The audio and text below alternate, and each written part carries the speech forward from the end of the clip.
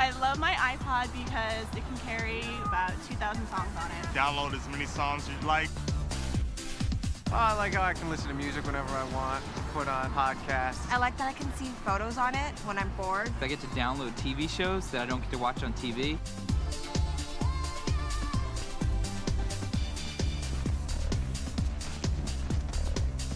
No. Turn it back on. Put the thing back on. Do that effect, guys.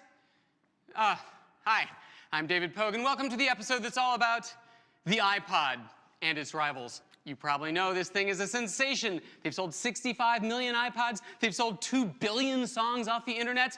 And in the next few minutes, you're going to know every tip, trick, and secret known to me about the iPod.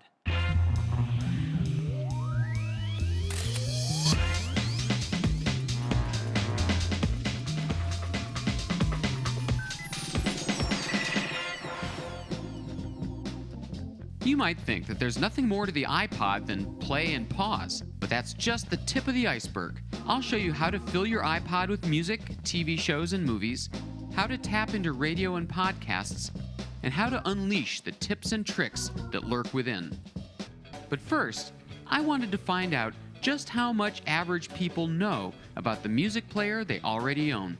Okay, guys, welcome to the streets of New York. So, Kimberly, what iPod model are you packing here? The video. All right, and Aaron, what model do you have? I have the 4 gig Nano. And Eric, how about you? 1 gig shuffle. Okay, so here's what we're gonna do. A game show. I'm going to read you a series of 20 questions pertaining to iPods. For each correct answer, you get 1 billion points. The winner will get a handsome $50 gift certificate card for the iTunes store. The question is, can you do that with your iPod? Question number 1, can you record sound with an iPod? Well, the correct answer is yes. Allow me to interrupt for a little elaboration. What you need to record sound is a little clip-on microphone like this. They cost 50 or 70 bucks. 1 billion points for Kimberly and 1 billion points for Aaron. Question number 2, when the battery dies, can you replace it?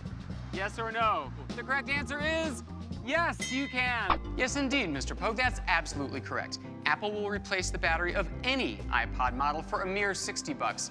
Or, if you have more time than money, you can get one of these, a do-it-yourself kit for under $20, including the wrenches. Question number 3, can you connect your iPod to your cell phone? The gentlemen are correct. There's no way I know of to connect an iPod to a cell phone. You thought it was all gonna be yeses, didn't you? All right, the next question is, normally the music collection resides on your hard drive and dumps it one way to your iPod. Suppose your computer dies. Is there any way to copy the music from the iPod to the computer? The answer is yes, you can. Absolutely, there are lots of free or shareware programs that let you reverse copy to get the songs from the iPod to your computer in times of emergency. This one's called Snooty. Get it? It's iTunes spelled backward. Is there a way to make your iPod show the lyrics of the song you're listening to on its screen? The answer is yes! Turns out there's a shareware program, Observe. I start the song playing here. I open up the shareware program. This one's called Fetch Your Lyrics for the Mac, but there are similar ones for Windows. I just click search, and voila! It pulls down the lyrics of this song from the internet. At this point, my job is just to copy them and paste them into iTunes. To do that, go to the File menu and choose Get Info. Here you'll see a box just for lyrics. Paste the lyrics there, click OK, and then you know what's really cool? The next time you're listening to that song on the iPod, just push the center button 2 or 3 times, and voila, there's your lyrics. Follow the bouncing ball. Is there a way to hook up the iPod to your stereo in the car? Yes, there is. You are all right. We have really 3 solutions. In increasing order of expensiveness, here they are. Cheapest of all, the old cassette adapter. You take this fake cassette with no tape in it and put it into your cassette deck. Presto, iPod music through your car stereo. Possibility number 2, the FM transmitter. This puppy snaps onto the iPod and it broadcasts the signal from the iPod wirelessly to an unused FM radio station in the dashboard. Extremely good sound if you live in the middle of Montana. The drawback, if you live in an urban city where there's a lot of radio stations, you might not be able to find such a clear, unused station, and you might get a lot of static and interference. The best possibility of all, of course, is the one I'm sitting in, an Ipod Compatible Car. In the case of the BMW, the iPod stands in for the CD tuner. And sure enough, here are all my albums, playlists, and bands ready to go at the touch of a button.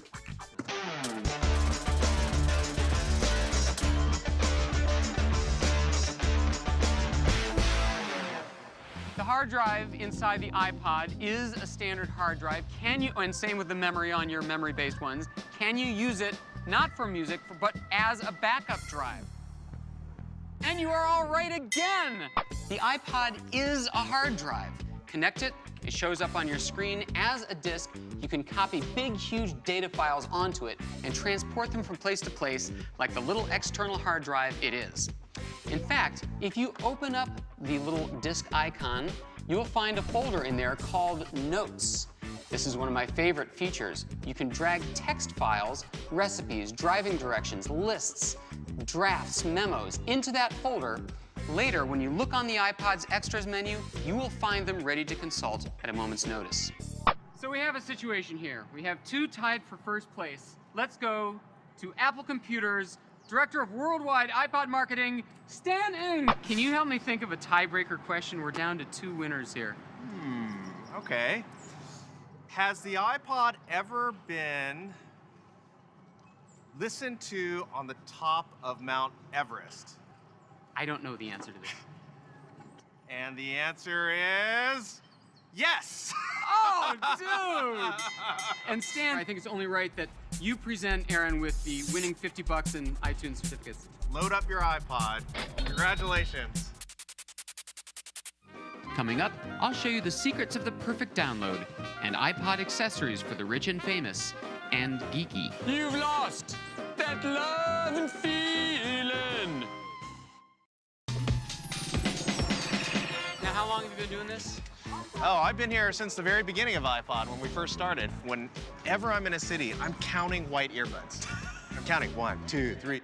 Do you know enough about the history to be able to say how the record companies who were traditionally terrified of the internet finally were able to let go for the iTunes store? It was an incredible revolution for the music business to offer 99-cent songs, and that really changed the way people were buying music. Most of the world, however, does not buy all their songs. Most people already have some songs in the form of a CD collection. Ordinarily, most people put the CD into the computer. It says, do you want to import these songs? You say yes, you wait, then you eject the CD and you start over with the next one. Life's too short. Therefore, try this simple preference setting. You go up to the iTunes menu and choose Preferences. Under the Advanced tab, under Importing, you'll find this handy little pop-up menu that says, Import the CD and eject it. That's a great feature. It means all you have to do is stick in a CD. When it pops out, you're ready for the next one.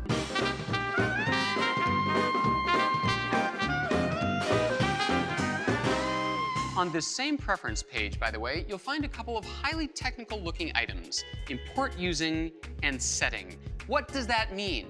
So what iTunes does is it uses highly technical algorithms to compress these audio files. Those in the golden ear set will scream if you choose anything less than Apple lossless. Not very many songs fit on the iPod, but they sound phenomenal. Most people, however, are much more happy using MP3 160 kbps.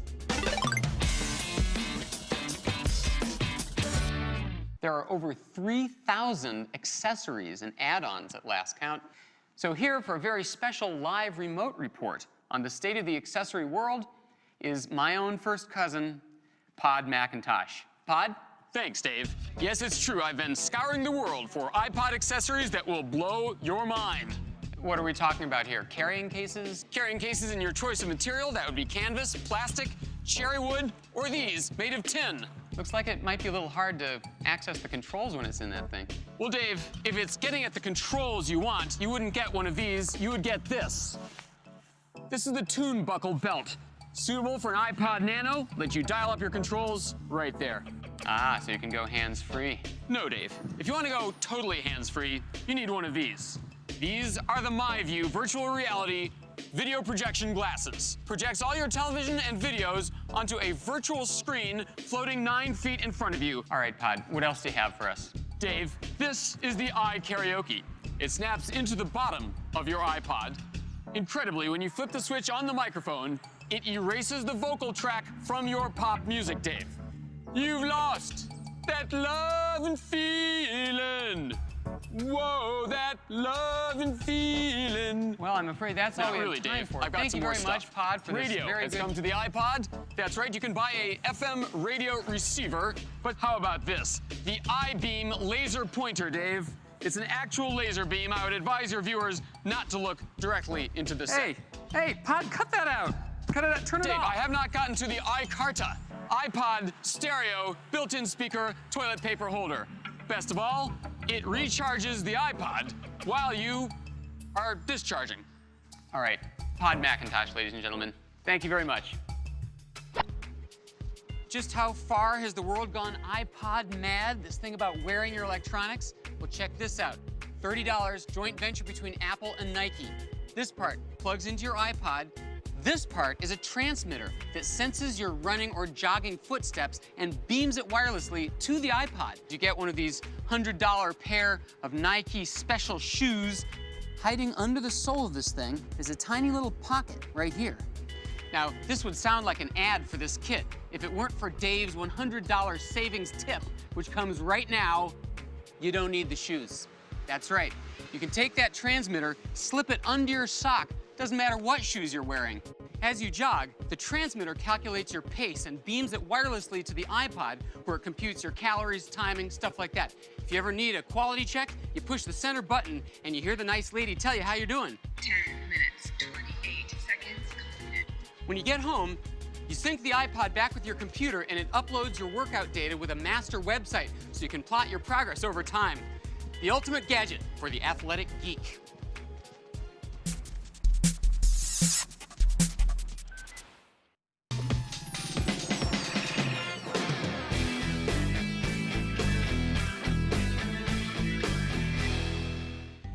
Now, music from your CDs is not the only source of music in the iTunes software. Oh, no, no, no, far from it. As a matter of fact, on the left side here, you can click Radio. And what you find here is hundreds of internet radio stations. These are free. They require no antenna. You can't exactly transfer them easily to the iPod, but you can listen to them easily at your desk. Here they are in every conceivable musical category. You just find one that looks promising and double-click. And there you go. But what if you do want more stuff to put on your iPod? Here's a couple of suggestions. If you click the iTunes Store, you go online to the iTunes Store. They sell songs, of course, but they also sell all kinds of other stuff. They sell audiobooks. These are spoken books read aloud to you, kind of like books on tape, except they're books on iPod.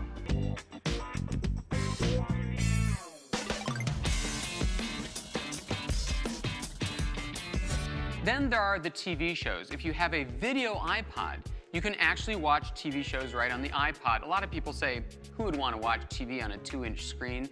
But I gotta tell you, a 2-inch screen a foot from your face is like a big plasma 16 feet away. So, they have TV shows from about 40 different networks, cable and major. You just click the one you want, they're $2 each, and there are no ads.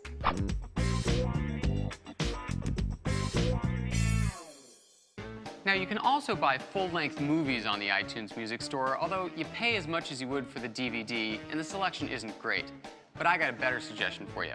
If you want some entertaining videos for free to fill your video iPod, why not harvest them from YouTube.com? It's the website that's crammed with user-submitted, funny, short videos. Turns out it's pretty easy to grab them off of YouTube and convert them into the iPod's format. All you need is a free program called iSquint for the Macintosh, or a $10 program called MoviePod for Windows. You download the YouTube video, you drag it into the shareware program's window, you click Start, and sit back in amazement as it's converted into the iPod's video format. I know I'm going through a lot of steps really quickly, but luckily for you, I've written them out in tutorial form in today's show's show notes at this web address.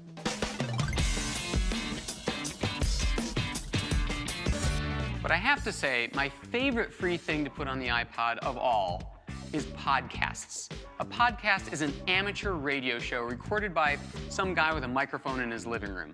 Corporations do them too, but the really great ones are these quirky, oddball ones on every conceivable topic made by amateurs. You do it on the iTunes store, although they're free.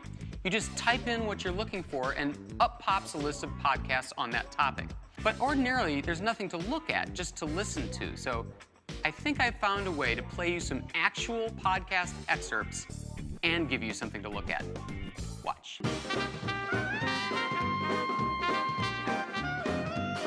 Welcome to Let's Go Curling, the first, and to my knowledge only, podcast that's going to be devoted to the sport of curling.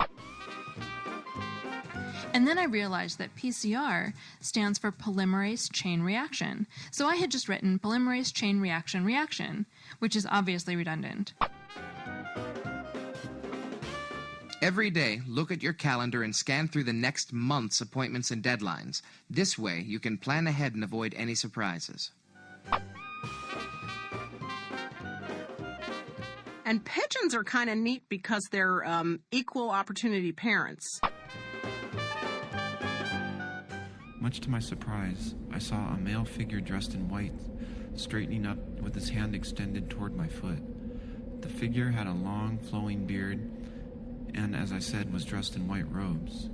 Just as he completely stood up, he disappeared in a sparkling shower. And by the way, I don't mean to imply that the iPod is all about music and videos. Check out the extras menu. It's filled with more informational content. You have your world clock. You've got your entire address book right here. Here's your calendar. You've got a stopwatch. The iPod comes with a couple of simple games, and you can buy more elaborate ones from the Apple website for $5 a piece. Hours of fun for the whole family. Finally, not all the good stuff is on the front of the iPod. The full-size iPod remains one of the few socially acceptable ways for a man to check his hair in public.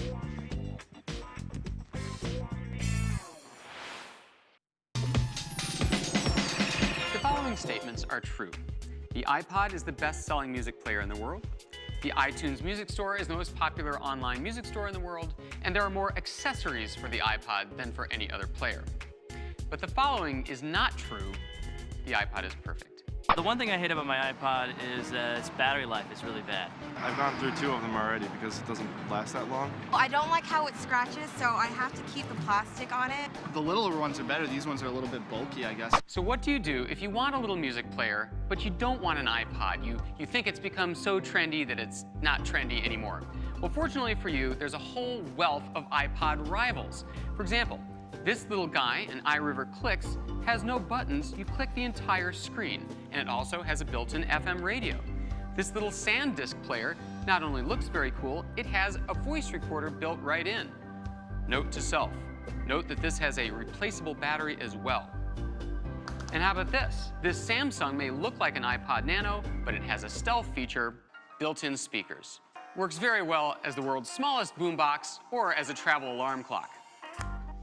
You can't buy songs from the iTunes Music Store that work with these players. These are categorically known as the Plays for Sure platform. That's all one word, Plays for Sure, and they go with certain Plays for Sure online music stores like Rhapsody, Napster, and Yahoo Music. One key advantage of these music stores is you don't have to buy songs $1 at a time. You can rent the entire music library for $15 a month. Just remember that at the end of your paying $15 a month, all the songs go poof, and you're left with nothing but the memories. Actually, though, there is a third possibility, a new contender. This is the Microsoft Zune, Z-U-N-E. You can't miss it. Microsoft will be spending hundreds of millions of dollars to market this iPod look-alike. But it actually does something that no other music player does. It has a wireless transmitter. So it can detect the presence of other Zunes within 30 feet and send the song that you're listening to through the air to the other Zune. Observe. Here's a song playing. Immediately, I am shown a list of other Zunes within 30 feet. Why, that's this one over here. Hit send. Now on the other Zune, it's asking me if I want to receive the incoming song. I push yes, and here it comes. Now this Zune has that same song. It is not, however, a freebie, because it's only going to last for 3 days or 3 plays, whichever comes first. Then the song erases itself. Now, all 3 kinds of players can easily play songs ripped from your own CD collection. But what happens if you want to buy songs online? Here's where it gets confusing. The iPod can only accept pop songs bought from the iTunes music store. The Plays for Sure players have their own proprietary sorts of music stores, and the Zune player has a music store of its very own. 3 perfectly fine music stores, but the songs from them are all mutually incompatible. I swear, don't you just sometimes feel like moving back to the Amish country? So what is there to know about the iPod beyond play and pause? That it plays a lot more than music. That it doubles as a calendar, photo album, and TV, and that it's not the only worthy MP3 player. Remember, I've written up all of today's tips and tricks in the show notes, which are available at this address. All right, now Stan, this is a once-in-a-long-time opportunity to get to talk to you, the man himself. Let me just ask you this question. If I promise to keep it a secret, will you tell me what's in the next iPod? Yeah, all of the iPods have a... Wow, that's amazing.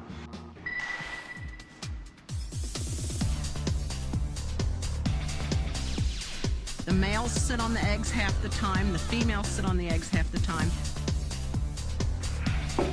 Put yourself on a schedule. When you have to complete an assignment, give yourself a due date so that you're not rushing at the last minute. It's going to be devoted to the sport of curling. After running the PCR reaction, transfer the amplicon. Wasn't nearly as much smoke that time.